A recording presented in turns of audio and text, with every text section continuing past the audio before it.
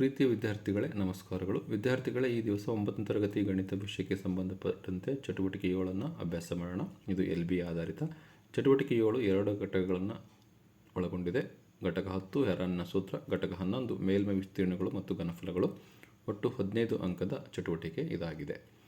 ಇವತ್ತಿನ ವಿಡಿಯೋ ನಿಮಗೆ ಇಷ್ಟವಾದರೆ ಪ್ಲೀಸ್ ಲೈಕ್ ಮಾಡಿ, ಶೇರ್ ಮಾಡಿ ಹಾಗೂ ಸಬ್ಸ್ಕ್ರೈಬ್ ಮಾಡೋದನ್ನು ಮರಿಬೇಡಿ ಅಂತ ಹೇಳ್ತಾ ಇವತ್ತಿನ ಒಂದು ಚಟುವಟಿಕೆಯನ್ನು ನೋಡೋಣ. ಪ್ರಶ್ನೆ 1. ಹೆರಾನ್ನ ಸೂತ್ರ √S × S-A × S-B × S-C ದಲ್ಲಿ ABCಗಳು ಕ್ರಮವಾಗಿ ತ್ರಿಭುಜದ ಬಾಹುಗಳಾದರೆ S ಬೆಲೆಯು ಏನಾಗಿರುತ್ತೆ ಅಂತ. ಇದು ಒಂದು ಅಂಕದ ಪ್ರಶ್ನೆ. S = A + B + C/2 ಆಗಿರುತ್ತೆ. ಸೊ ತ್ರಿಭುಜದ ಅರ್ಧ ಸುತ್ತಳತೆ S ಅಂದರೆ ತ್ರಿಭುಜದ ಅರ್ಧ ಸುತ್ತಳತೆ. ಹಾಗಾಗಿ ಒಂದನೇ ಪ್ರಶ್ನೆಗೆ ಆಪ್ಷನ್ ಬಿ ಅನ್ನೋದು ಸರಿಯಾದ ಉತ್ತರ. Option B A + B + C/2. ಪ್ರಶ್ನೆ 2. ತ್ರಿಜ್ಯ R ಮತ್ತು ಓರೆ ಎತ್ತರ L ಅನ್ನು ಹೊಂದಿರುವ ಶಂಕುವಿನ ಪಾರ್ಶ್ವ ಮೇಲ್ಮೈ ವಿಸ್ತೀರ್ಣ ಕಂಡುಹಿಡಿಯುವ ಸೂತ್ರ. ಅಂದರೆ ಶಂಕುವಿನ ಪಾರ್ಶ್ವ ಮೇಲ್ಮೈ ವಿಸ್ತೀರ್ಣ ಕಂಡುಹಿಡಿಯುವ ಸೂತ್ರ πRL. ಅಂದರೆ option A πRL is the right answer. ಇದು ಸಹ ಒಂದು ಅಂಕದ ಪ್ರಶ್ನೆ.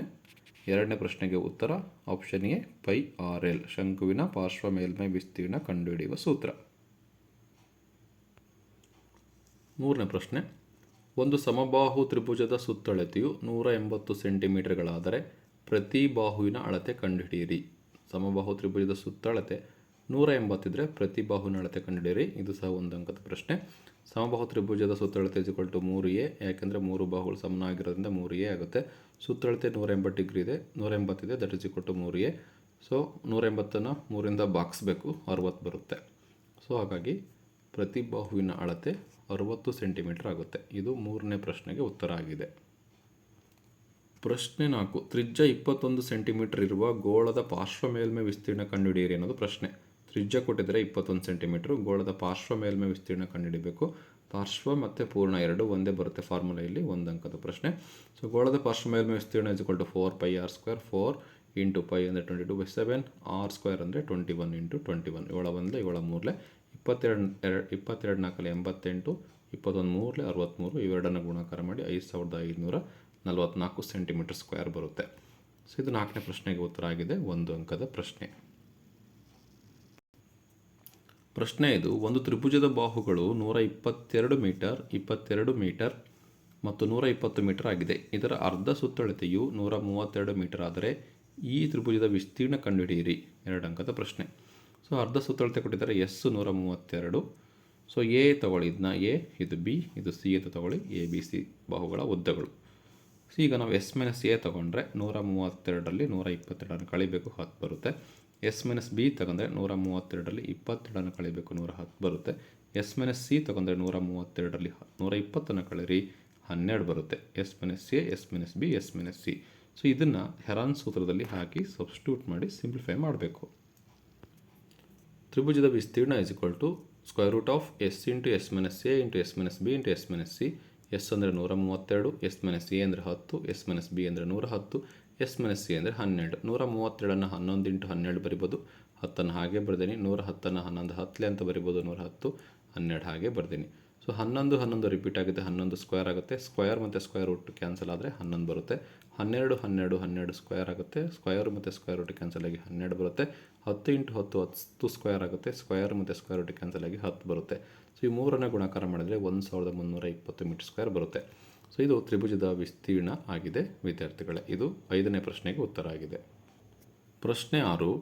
ಎರಡು ಗೋಳಗಳ ಘನಫಲಗಳ ಅನುಪಾತವು 64:27 ಆಗಿದೆ. ಅವುಗಳ ಮೇಲ್ಮೈ ವಿಸ್ತೀರ್ಣಗಳ ಅನುಪಾತವನ್ನು ಕಂಡುಹಿಡಿಯಿರಿ ಅಂತಿದೆ. ಸೊ 2 ಅಂಕದ ಪ್ರಶ್ನೆ.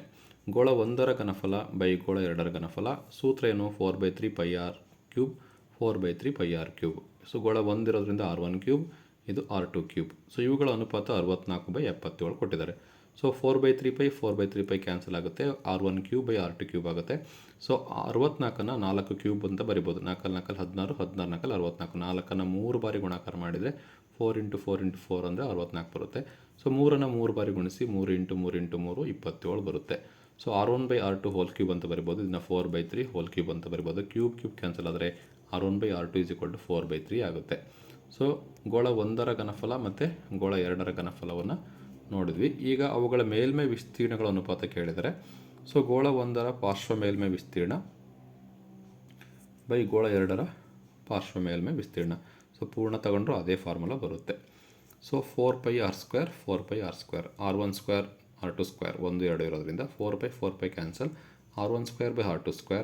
ಸೊ r1/r2 ಅಂದರೆ ಗೊತ್ತು 4/3. ಸೊ ಸ್ಕ್ವಯರಿಂದ 4² ಮತ್ತು 3² ಆಗುತ್ತೆ. 4² ಅಂದರೆ 16, 3² ಅಂದರೆ 9.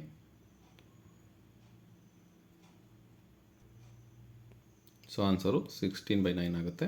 16:9. ಗೋಳ 1ರ ಪಾರ್ಶ್ವ ಮೇಲ್ಮೈ ವಿಸ್ತೀರ್ಣ, ಗೋಳ 2ರ ಪಾರ್ಶ್ವ ಮೇಲ್ಮೈ ವಿಸ್ತೀರ್ಣ ಇವುಗಳ ಎರಡರ ಅನುಪಾತ 16:9 ಆಗಿದೆ. ಸೊ ಇದು 6ನೇ ಪ್ರಶ್ನೆಗೆ ಉತ್ತರ ಆಗಿದೆ. ಇದು 2 ಅಂಕದ ಪ್ರಶ್ನೆ ಆಗಿದೆ ವಿದ್ಯಾರ್ಥಿಗಳೇ. ಈಗ ಮುಂದಿನ ಪ್ರಶ್ನೆಗೆ ಹೋಗೋಣ. ಪ್ರಶ್ನೆ 7, 3 ಅಂಕದ ಪ್ರಶ್ನೆ. ಒಂದು ತ್ರಿಭುಜಾಕಾರದ ಉದ್ಯಾನವನದ ಬಾಹುಗಳ ಅಳತೆ 120 ಮೀಟರ್, 80 ಮೀಟರ್ ಮತ್ತು 50 ಮೀಟರ್ ಆಗಿದೆ. ಈ ಉದ್ಯಾನವನವನ್ನು ಒಬ್ಬ ತೋಟಗಾರ ಎಲ್ಲ ಕಡೆಯಿಂದ ಬೇಲಿ ಹಾಕಬೇಕು. ಜೊತೆಗೆ ಒಳಗೆ ಇರುವ ಭಾಗದಲ್ಲಿ ಹುಲ್ಲನ್ನು ಹಾಕಬೇಕು. ಹಾಗಾದರೆ ಹುಲ್ಲನ್ನು ಹಾಕಬೇಕಾದ ಜಾಗದ ವಿಸ್ತೀರ್ಣವನ್ನು ಕಂಡುಹಿಡಿಯಿರಿ. 3 ಅಂಕದ ಪ್ರಶ್ನೆ. ಸೊ ABC ತ್ರಿಭುಜ, ಇದು 120 ಮೀಟ್ರು, 80 ಮೀಟ್ರು, 50 ಮೀಟ್ರ್ ಇದೆ. ಸೊ ಹುಲ್ಲು ಹಾಕಬೇಕು ಅಂದರೆ ಇದರ ವಿಸ್ತೀರ್ಣನ ಕಂಡುಹಿಡಿಬೇಕು, ಎಷ್ಟು ಹಿಡಿಸುತ್ತೆ ಅಂತ. So A 120, B 80, C 50. So ಅರ್ಧ ಸೂತ್ರಗಳು ತಗೋಬೇಕು. S = A + B + C/2. So A ಅಂದರೆ 120 ಪ್ಲಸ್ B ಅಂದರೆ 80 ಪ್ಲಸ್ C ಅಂದರೆ 50/2. ಸೊ 3ಅನ್ನು ಕೂಡಿಸಿ 250 ಆಗುತ್ತೆ. 2ರಿಂದ ಭಾಗಿಸಿ 125 ಬರುತ್ತೆ. ಈಗ S - A ತಗೋಬೇಕು. S - A ಅಂದರೆ S ಅಂದರೆ 125 ಮೈನಸ್ A ಅಂದರೆ 120 ಕಳೆದ್ರೆ 5 ಬರುತ್ತೆ. S - B ಅಂದರೆ 125 ಮೈನಸ್ B ಅಂದರೆ 80. ಸೊ 45 ಬರುತ್ತೆ. ಇವೆರಡಲ್ಲಿ ಕಳೆದ್ರೆ S - C ಅಂದರೆ 125 ಮೈನಸ್ 50 ಕಳೆದ್ರೆ 75 ಬರುತ್ತೆ. ತ್ರಿಭುಜದ ವಿಸ್ತೀರ್ಣ = √S × S - A × S - B × S - C. S ಅಂದರೆ 125, S - A ಅಂದರೆ 5, S - B ಅಂದರೆ 45, S - C ಅಂದರೆ 75. ಸೊ 125ಅನ್ನು 25 125 5 ಹಾಕಿ ಬರ್ತೀನಿ. 45ಅನ್ನು 9 45, 75ಅನ್ನು 25 3 75. ಸೊ ಯಾವ ಎರಡು ಸಂಖ್ಯೆಗಳು ರಿಪೀಟ್ ಆಗಿದೆ? 25 25. ಸ್ಕ್ವಯರು ಮತ್ತು ಸ್ಕ್ವೇರ್ ರೂಟ್ ಕ್ಯಾನ್ಸಲ್ ಆಗಿ 25 ಆಗುತ್ತೆ. 5 ರಿಪೀಟ್ ಆಗಿದೆ, ಸೇಮ್ 5 ಬರುತ್ತೆ. √9 ಅಂದರೆ 3 ಬರುತ್ತೆ. ಇನ್ನೇನು ಉಳಿತು? 5 ಮತ್ತು 3 ಉಳಿತು. √5 3 15, √15 ಉಳಿತು. ಸೊ 25 × 5 × 3 ಗುಣಿಸಿ 375 ಆಗುತ್ತೆ. √15 ಮೀಟರ್ ಸ್ಕ್ವೇರ್, 375 √15 ಮೀಟರ್ ಸ್ಕ್ವೇರ್ ಆಗುತ್ತೆ. ಇದು ತ್ರಿಭುಜದ ವಿಸ್ತೀರ್ಣ ಆಗಿದೆ. ಇದು 7ನೇ ಪ್ರಶ್ನೆಗೆ ಉತ್ತರ ಆಗಿದೆ ವಿದ್ಯಾರ್ಥಿಗಳೇ. ಈಗ 8ನೇ ಪ್ರಶ್ನೆಗೆ ಉತ್ತರವನ್ನು ನೋಡೋಣ. 8ನೇ ಪ್ರಶ್ನೆ 4 ಅಂಕದ್ದು. ಮೆಕ್ಕೆಜೋಳದ ತೆನೆಯು ಸುಮಾರಾಗಿ ಶಂಕುವಿನ ಆಕಾರದಲ್ಲಿದೆ. ಅದರ ಅಗಲವಾದ ಭಾಗದ ತ್ರಿಜ್ಯವು 2.1 ಸೆಂಟಿಮೀಟರ್ ಮತ್ತು ಅದರ ಉದ್ದವು ಅಂದರೆ ಎತ್ತರ 20 ಸೆಂಟಿಮೀಟರ್ ಇದೆ. ಅದರಲ್ಲಿ ಪ್ರತಿಯೊಂದು 1 ಸೆಂಟಿಮೀಟರ್ ಸ್ಕ್ವೇರ್ ವಿಸ್ತೀರ್ಣದಲ್ಲಿ ಸರಾಸರಿಯಾಗಿ 4 ಮೆಕ್ಕೆಜೋಳದ ಕಾಳುಗಳಿದ್ದರೆ ಮೆಕ್ಕೆಜೋಳದ ತೆನೆಯಲ್ಲಿ ಇರಬಹುದಾದ ಎಲ್ಲ ಕಾಳುಗಳ ಸಂಖ್ಯೆಯನ್ನು ಕಂಡುಹಿಡಿಯಿರಿ. ಸೊ ಇಲ್ಲಿ ಶಂಕುವಿನ ಪಾರ್ಶ್ವ ಮೇಲ್ಮೈ ವಿಸ್ತೀರ್ಣವನ್ನು ಕಂಡುಹಿಡಬೇಕಾಗುತ್ತೆ. ಆವಾಗ ತೆನೆಯ ಇಲ್ಲಿರತಕ್ಕಂಥ ಎಲ್ಲ ಕಾಳುಗಳು ನಿಮಗೆ ಸಿಗುತ್ತೆ. ಸೊ ತ್ರಿಜ್ಯ ಕೊಟ್ಟಿದ್ದಾರೆ. ಸೊ ಮೆಕ್ಕೆಜೋಳದಲ್ಲಿರ್ತಕ್ಕಂತಹ ಅಗಲವಾದ ಭಾಗದ ತ್ರಿಜ್ಯ 2.1 ಸೆಂಟಿಮೀಟರ್. ಸೊ ಎತ್ತರ 20 ಸೆಂಟಿಮೀಟರ್. ನಮಗೆ ಓರೆ ಎತ್ತರ ಬೇಕು. L² = R² + H². L² = R² ಅಂದರೆ 2.1 ಹೋಲ್ ಸ್ಕ್ವೇರ್, H² ಅಂದರೆ 20 ಹೋಲ್ ಸ್ಕ್ವೇರ್. 2.1 ಹೋಲ್ ಸ್ಕ್ವೇರ್ ಅಂದರೆ 4.41 ಆಗುತ್ತೆ. ಪ್ಲಸ್ 20 × 20 400 ಆಗುತ್ತೆ. ಇವೆರಡು ಕೂಡಿಸಿ 404.41 ಆಗುತ್ತೆ. ಸೊ ಇದರ ವರ್ಗಮೂಲ ಕಂಡುಹಿಡಿದ್ರೆ 404.41ನ 20.11 ಬರುತ್ತೆ. ಸೊ ಇದು ಓರೆ ಎತ್ತರ ಆಗುತ್ತೆ L. ಈಗ ಜೋಳದ ತೆನೆಯ ಪಾರ್ಶ್ವ ಮೇಲ್ಮೈ ವಿಸ್ತೀರ್ಣ = πRL. ಶಂಕುವಿನ ಆಕಾರದಿಂದ ಶಂಕುವಿನ ಪಾರ್ಶ್ವ ಮೇಲ್ಮೈ ವಿಸ್ತೀರ್ಣ πRL. π ಅಂದರೆ 22/7, R ಅಂದರೆ 2.1, L ಅಂದರೆ 20.11. ಸೊ ಇವಷ್ಟನ್ನು ಗುಣಿಸಿದರೆ 929.082 ಬರುತ್ತೆ. ಇದನ್ನು 7ರಿಂದ ಭಾಗಿಸ್ಬೇಕು. ಸೊ 132.726 ಸೆಂಟಿಮೀಟರ್ ಸ್ಕ್ವೇರ್ ಆಗುತ್ತೆ. ಅಂದರೆ 132.73 ಸೆಂಟಿಮೀಟರ್ ಸ್ಕ್ವೇರ್. ಈಗ 1 ಪ್ರತಿ ಸೆಂಟಿಮೀಟರ್ ಸ್ಕ್ವೇರ್ ಜೋಳದ ತೆನೆ ವಿಸ್ತೀರ್ಣದಲ್ಲಿ ಇರುವ ಕಾಳುಗಳ ಸಂಖ್ಯೆ. 1 ಸೆಂಟಿಮೀಟರ್ ಸ್ಕ್ವೇರ್ ಜೋಳದ ತೆನೆಯಲ್ಲಿ 4 ಮೆಕ್ಕೆಜೋಳಗಳಿದ್ದಾವೆ, 4 ಕಾಳುಗಳು. ಹಾಗಾದರೆ 132.73 ಸೆಂಟಿಮೀಟರಲ್ಲಿ ಎಷ್ಟು ಕಾಳಿರುತ್ತೆ ಅಂತ ಕೇಳಿದ್ದಾರೆ. ಮೆಕ್ಕೆಜೋಳದ ತೆನೆಯಲ್ಲಿ ಇರಬಹುದಾದ ಕಾಳುಗಳ ಸಂಖ್ಯೆ = 132.73 ಇಂಟು 4 ಗುಣಿಸಿದರೆ 530.92 ಬರುತ್ತೆ. ಸೊ ಇದನ್ನು ನಿಯರ್ ಮಾಡಿದಾಗ 531 ಕಾಳುಗಳು ಬರುತ್ತೆ. ಸೊ ಇದು ಕೊನೆಯ ಪ್ರಶ್ನೆಗೆ ಉತ್ತರ ಆಗಿದೆ ವಿದ್ಯಾರ್ಥಿಗಳೇ.